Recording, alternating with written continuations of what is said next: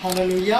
प्रभु यीशु मसीह के मधुर नाम में एक बार फिर से आप सबको जय मसीह की। हालेलुया। आइए हम लोग आज के वचन को पढ़ने से पहले छोटी सी प्रार्थना करेंगे। स्वर्गीय सामर्थी परमेश्वर, एक बार फिर से मैं आपका धन्यवाद देता हूँ और विशेष करके प्रार्थना करता हूँ आज के इस संदेश के द्वारा हम सब लोग जितने उपस्थित हैं पिता, आपकी आशीषों से मुकम्मल तरीके से परिपूर्ण होकर जाने पाए। आपके पवित्र आत्मा का सामर्थ हम सब के मध्य में कार्य करे। आज बहुत सारे लोग ऐसे हैं जो अपने जीवन के दुख, तकलीफों, परेशानियों और समस्याओं को लेकर आए होंगे, बीमारियों को लेकर आए होंगे। मैं नहीं जानता उनकी बीमारी, उनकी तकलीफों को, लेकिन आप हर एक के जीवन को, हर एक की समस्याओं को, हर एक की बीमारियों को, हर एक के तकलीफों को और हर एक के आनंद के विषय में जानते हैं। सो स्वर्गीय पिता, हम सबों को आशीषित करें। आज के इस वचन के द्वारा हम सबों को पिता बड़ी आशीष, बड़ी बरकत और बड़ा अनुग्रह प्राप्त होने पाए।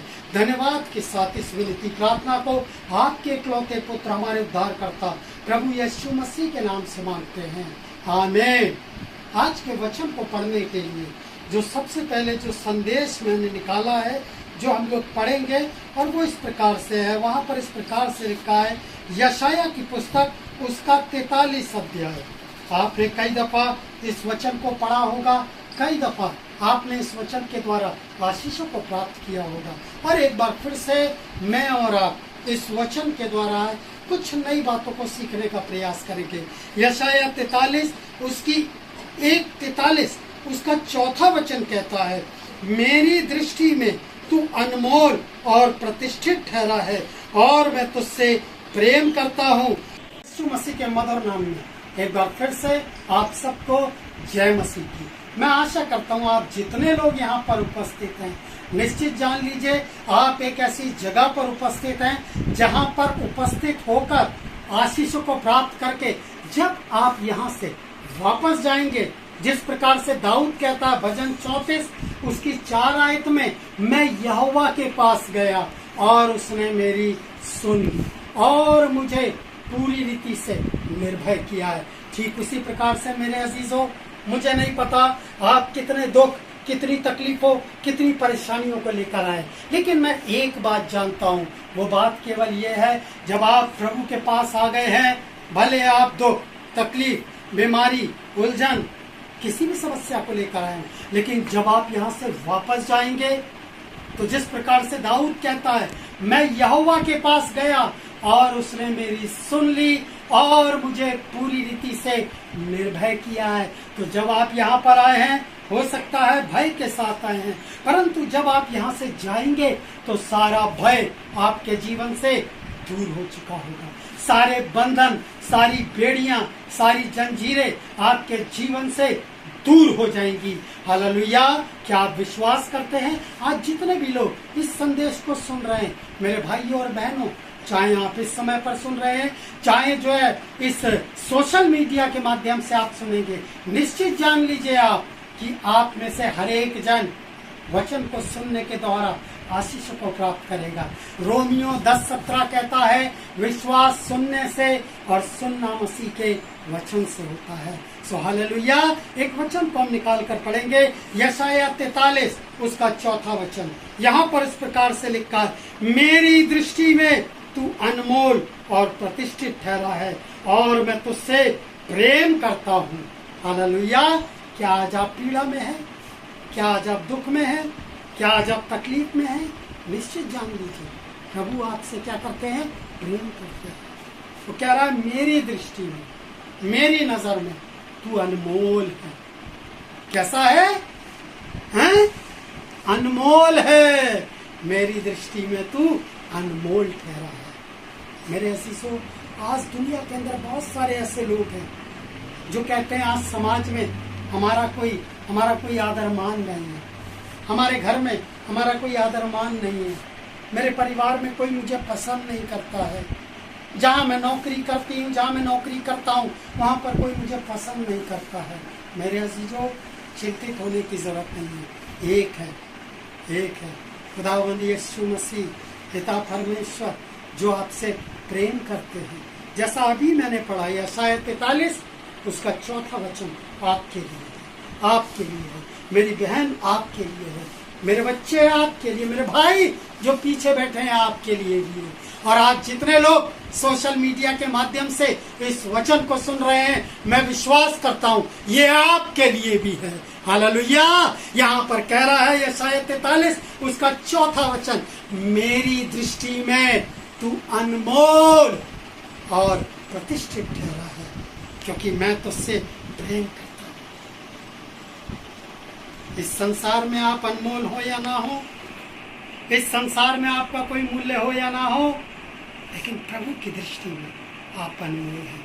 आइए एक बड़े अच्छे उदाहरण को मैं कुछ समय के लिए आपके साथ बांटना चाहता हूँ।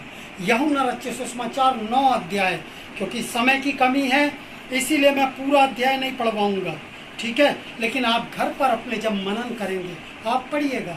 इस अध्याय को कई बार आपने पढ़ा होगा, कई बार आपने इस अध्याय के द्वारा जो है गवाही दी होगी।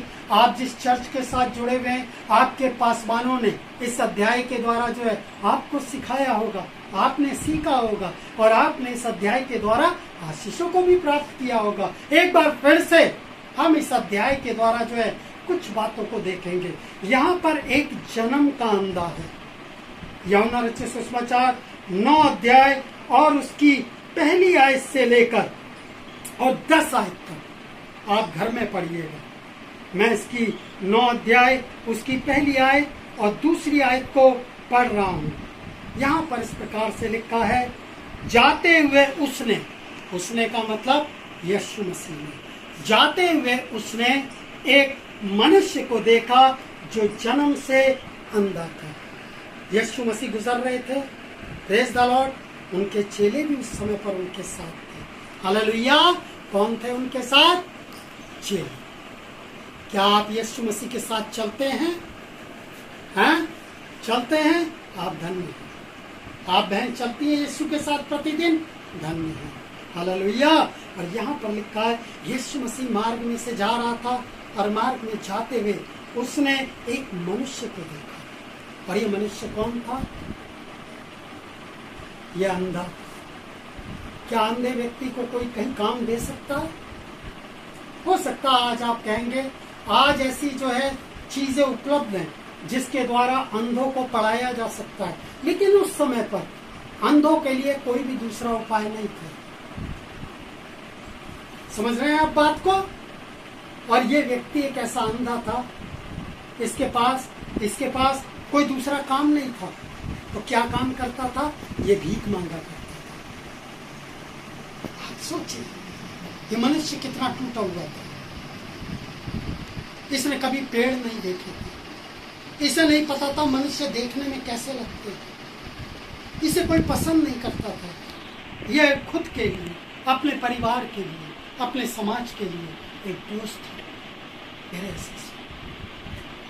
एक पीड़ा भरा ये जीवन व्यतीत कर रहा था। आज संसार में कितने ऐसे लोग हैं, आप में से कितने ऐसे लोग होंगे जो कुछ पीड़ाओं को लेकर अपने जीवन के अंदर जो है समस्याओं का सामना कर रहे हैं। लेकिन मैं आपको पूछना चाहता हूं, क्या ये पीड़ा इस व्यक्ति की पीड़ा से बड़ी है? नहीं है। जन्म से अंधा था, कोई काम नहीं था, केवल एक ही काम था, और वह एक काम क्या था? भीख मांगना। तो ये सड़क के किनारे बैठा था, ठीक है। और उस समय पर लिखा है कि यीशु मसीह के चेलों ने यीशु मसीह से उसको देखकर पूछा। उसके चेलों ने, दूसरी आयत पढ़ रहा हूँ, उसके चेलों ने उससे पूछा, हे रब्बी, किसने पाप किया था कि अंधा जन्मा, इस मनुष्य ने या इसके माता पिता ने? देखिए वो तो पहले से ही टूटा हुआ है, वो तो पहले से ही दुखी है, वो तो पहले से ही भीख मांग कर किसी तरीके से गुजारा कर रहा है, वो तो पहले से ही अपने लिए, अपने परिवार के लिए, अपने समाज के लिए बोझ है। और ऐसे में यीशु मसीह के चेले भी क्या बोल रहे हैं यीशु मसीह से? हे गुरु, इसने पाप किया या इसके माता पिता ने पाप किया जो ये अंधा पैदा हुआ? लोग इसको दया की दृष्टि से नहीं देखते थे, लेकिन लोग इसका उपहास करते थे, लोग इसकी हंसी उड़ाते थे। मेरे अजीजों, अगर आज आपके साथ भी लोग जो है इस प्रकार से व्यवहार करते हैं, आपको चिंतित होने की जरूरत नहीं है। आपको लोग क्या बोल रहे हैं आपके बारे में, इन बातों को सुनने की जरूरत नहीं है। लेकिन यहाँ पर एक बड़ी आशीष भरी बात है। यीशु मसीह ने क्या कहा, लिखा है 30वीं आयत में, यीशु ने उत्तर दिया, ना तो इसने पाप किया ना इसके माता पिता ने, परंतु ये इसलिए जन्मा है ऐसा कि परमेश्वर के काम इसमें प्रकट हो जाए। मेरे भाइयों मेरी बहनों, मैं आज आपको उत्साहित करना चाहता हूँ। लोग आपके बारे में क्या बोल रहे हैं, लोग आपके घर के बारे में क्या बोल रहे हैं, लोग आपके बिजनेस के बारे में क्या बोल रहे हैं, लोग आपकी नौकरियों पर आपका किस प्रकार से अनादर करते हैं, आपको उन बातों की ओर ध्यान देने की, उन बातों को सुनने की जरूरत नहीं है। लेकिन एक बात को सुनना है जो यीशु मसीह आपके विषय में कहते हैं। जब चेलों ने कहा, हे गुरु, इसने पाप किया या इसके माता पिता ने पाप किया जो ये अंधा पैदा हुआ, यीशु ने उनको स्टॉप कर दिया वहीं पर। यीशु ने उनको रोक दिया और यीशु ने कहा, ना तो इसने पाप किया ना इसके माता पिता ने पाप किया, परंतु ये इसलिए ऐसा जन्मा है ताकि परमेश्वर के काम इसमें प्रकट हो जाए। क्या आज इस वचन से आपको आशीष मिली? निश्चित जानिए, लोग आपके बारे में कुछ भी कहें, लेकिन परमेश्वर आपके बारे में एक ही बात कहता है। मैंने आपको शुरुआत में पढ़ाया, यशायाह 43:4, मेरी दृष्टि में तू अनमोल और प्रतिष्ठित ठहरा है, मैं तुझसे प्रेम करता हूँ। मेरे अजीजों, प्रभु आपसे प्रेम करते हैं जिस प्रकार से। और उसके बाद यीशु मसीह ने, आगे के पदों को पढ़ेंगे, यीशु मसीह ने उस जन्म के अंधे को दृष्टिदान दे दिया। अब लोग उसको भिखारी नहीं कह रहे हैं, लेकिन लोग उससे बातचीत कर रहे हैं, लोग उससे मिलना पसंद कर रहे हैं, लोग उससे मुलाकात कर रहे हैं। मेरे अजीजों, अगर आज तक आप एक अनादर का जीवन व्यतीत करते रहे हैं, लोग आपको आदर नहीं देते हैं, चिंता न करें, यीशु के पास आ जाए, यीशु के पास आ जाए, यीशु के पास आ जाए। यीशु आपके जीवन को परिवर्तित करके रख देंगे। दूसरा कुरिन्थियों 5:17 कहता है, सो अब यदि कोई मसीह यीशु में है, वो नई सृष्टि है, पुरानी बातें बीत गई, देखो सब बातें नई हो गई। आज से ही अपने जीवन की एक नई शुरुआत करें। अब तक क्या हुआ, यहाँ आने से पहले तक आपका जीवन क्या था? सोशल मीडिया के माध्यम से इस मैसेज को सुनने से पहले आप कितने दुखों से भरे थे? आपको चिंता करने की जरूरत नहीं है। आज से प्रभु आपके जीवन को रूपांतरित कर देंगे। परख कर देखो, 34 अध्याय में लिखा है भजन, परख कर देखो यहोवा कैसा भला है। भजन 34:5 भी कहता है, जिन्होंने उसकी ओर दृष्टि की उन्होंने ज्योति पाई है और उनका चेहरा कभी भी काला होने नहीं पाया है। प्रभु आज के वचन के द्वारा आप सबको बहुतायत से आशीष दे और निश्चित जान लीजिए, आज ही से प्रभु आपको बदलने जा रहे हैं। आप बदल रहे हैं, कहिए विश्वास के साथ, मैं बदल रही हूँ, मैं बदल रहा हूँ। प्रभु आप सबको बहुतायत से आशीष दे। जय मसीह की।